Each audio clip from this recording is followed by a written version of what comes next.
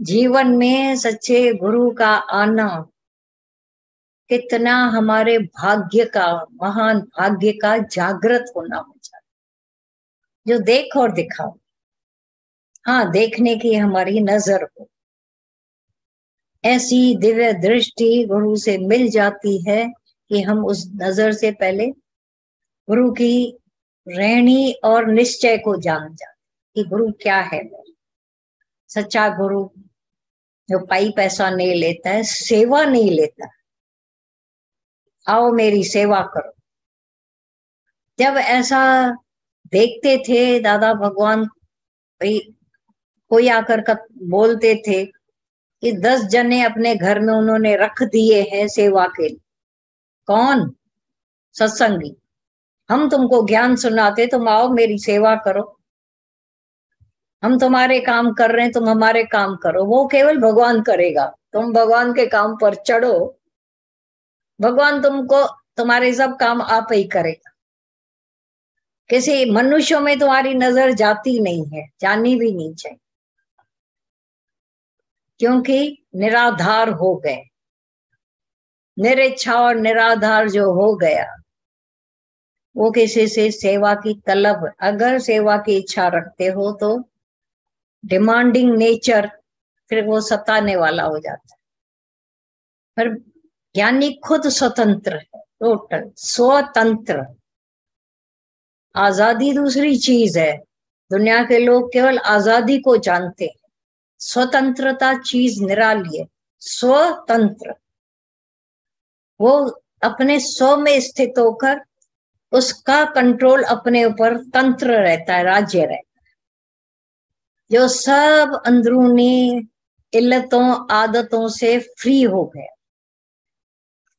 कोई इच्छा नहीं, चाहना नहीं, वासना नहीं, कोई अपने सुख के लिए साधन ऐसे ढूंढता नहीं रहता है। जरूरत वाली चीजें उनके पास मौजूद रहेंगी, लग्जरी वाली नहीं। दुनिया में लग्जरी बहुत चाहिए, इसीलिए वो गुलाम हो जाता है। ये भी चाहिए, वो भी चाहिए, ऐसा भी चाहिए, वैसा भी चाहिए। शरणागति में जब भी लोग आते थे, देखते थे वैसा ही वैसा है, कभी भी बदला नहीं है। लग्जरियस लाइफ थी नहीं वहां, सारा समय केवल सत्संग की महिमा होती थी। दुनिया में तुम भले राजा जनक की तरह हो, करो भले, फंसो नहीं। फिर न फंसने की जो निराधार होकर जब रहते हैं, अनअटैच होकर रहते, यह आदर्श गुरु दिखाता है हमें हमेशा। ऐसा जब आदर्श देखा कि सादा जीवन उच्च विचार, ब्रह्मज्ञानियों की ये होती है कि सादा जीवन उच्च विचार, बहुत ऊंचे आत्मिक विचारों में वो हमेशा रमण करने वाला हो जाता है। तब रहनी उनकी, उनका जीवन दर्शन हो जाता है। अब दादा भगवान की रहनी गीता भगवान ने लिखी, कहीं आडंबर नहीं, कहीं कोई शब्दों का भी वधाव नहीं। तो हमारे जीवन में वो सारी की सारी रहनी गुरु की आ जाती है। अब भले किसी ने उनके बाहर के दर्शन न किए,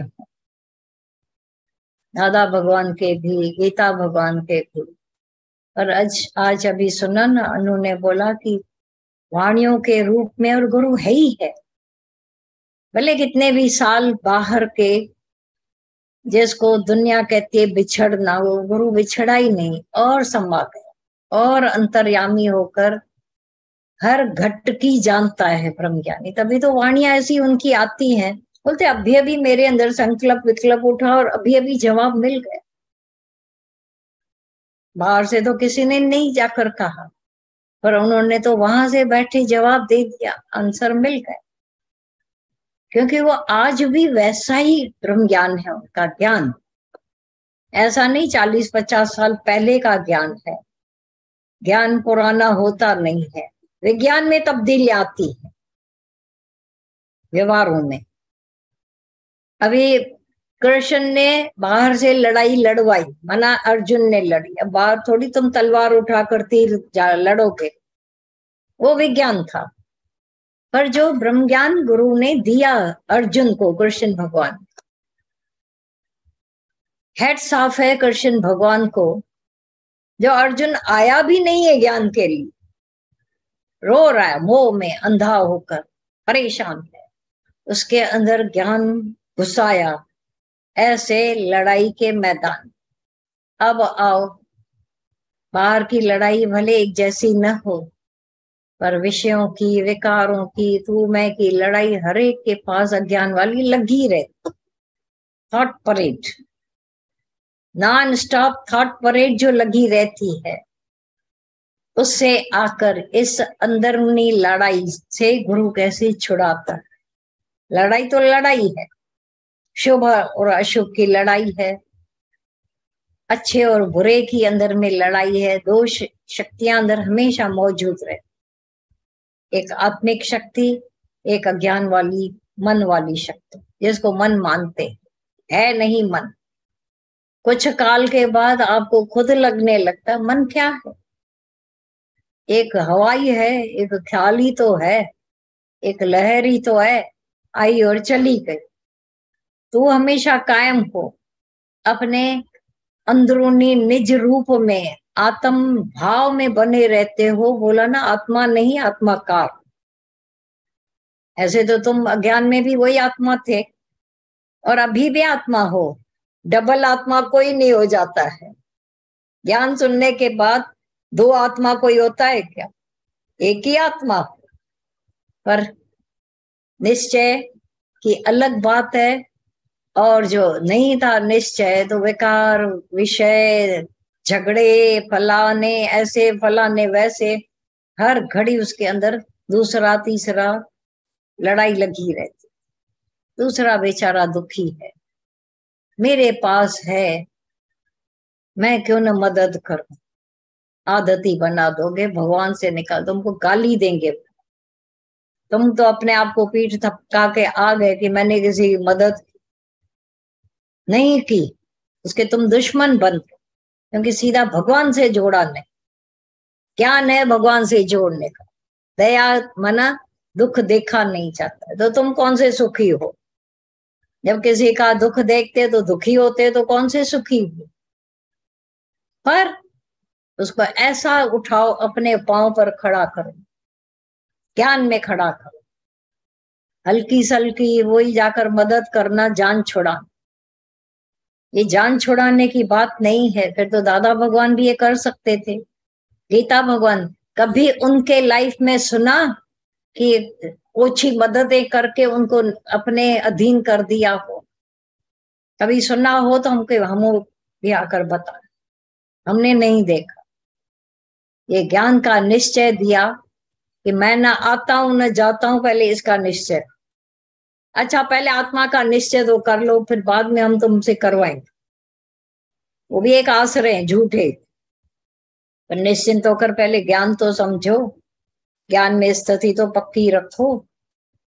जो ऐसा जैसे ब्रह्म ज्ञानियों का संदेशा है, आदेश है, उसमें बने तो रहें। तो कोई भी अंदर का जो दुख है, पीड़ा है, कह सकते हो मुझे अभी दुख नहीं सताता है, बिछड़ना नहीं लगता है, दूसरा मेरी बात नहीं मानता है, तुम जल बुझ जाते, सबको गुलाम करते रहते, बोलते मैं आजाद हूं, मैं ज्ञानी हूं।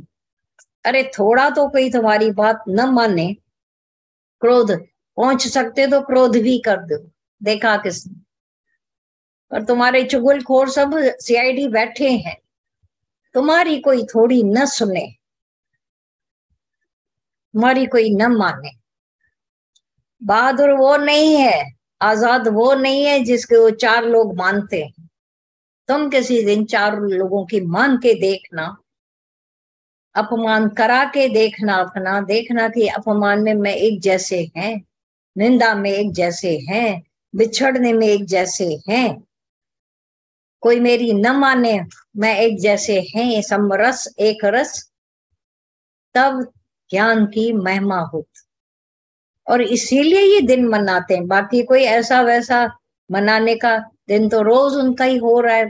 पहले भी बोला ना, ये तो है ही हमेशा गुरु के दिन। जिस दिन तुम अपनी महिमा कराने में लग जाओगे, मना उस दिन गुरु का दिन नहीं रहा अंदर से।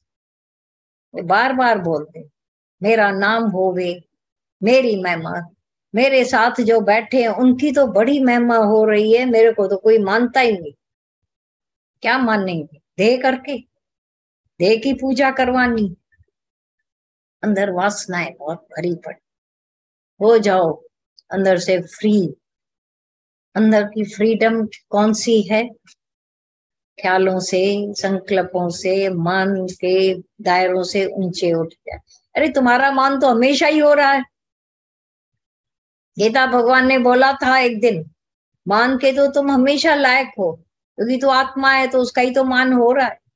भूल कर बोलते हो मेरे शरीर का मान हो गया, भूल से। मैं हमेशा अमर रहूं, क्योंकि तेरा अमर रूप है। और भूल से कहते हो फलानी फलाना अमर रहे, वो तो कदाचित होने वाला नहीं। मेरे को कोई अज्ञानी न कहे, तो मैं पहले ही ज्ञान स्वरूप हूँ, आत्मा। पर भूल से फलानी है ना, जो फलाना है उसको मैं अज्ञानी न रहूं। न रहो, ज्ञान लेकर, समझ लेकर गुरु की चल पड़ो, तो अज्ञानी नो मोर अज्ञानी रहो। मेरी इज्जत होवे, हर रूप में मेरी इज्जत हो रही है। देखो हर जगह सब और मेरी तो इज्जत हो रही है। नहीं मैं फलानी हूँ, फलानी मन नहीं दे, उसकी हजार इज्जत करवाओगे भी तो कहीं ना कहीं बेइज्जती होती रहे। छूट जाए इन सब बातों से, ऐसे आजाद हो जाएं, छूट जाएं कि हूबहू गुरु के संग बैठना या गुरु से थोड़ा भी दूर रहना, हमारी रहनी ऐसी हो जाए। ये ठेका गुरुओं ने नहीं लेके रखा है कि वो हमको अपनी केवल रहनी दिखाए। ये हर एक का ठेका है, हर एक पर ये है जवाबदारी कि जब आए हैं तो हमारी रहनी, तुम सामने जिनके हो तुम्हारी को देखा जाएगा। तब गुरु को नहीं बुलाओगे, गुरु तो बैठा ही अंतर्यामी होकर। पर अब अपनी रहनी जब दिखाना शुरू करते हो, छठ गुरु ने सबको पहनाया है।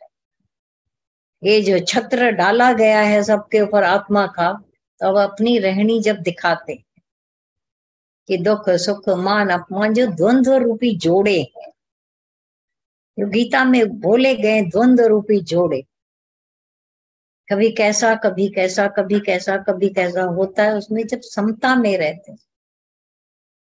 तो ये छत्र गुरु ने सबको दे दिया है। तो आत्माएं मना अपनी रहनी समेत हो, तब आत्माकार भी हो जाते हैं और लगातार निरंतर उसमें बने रहे।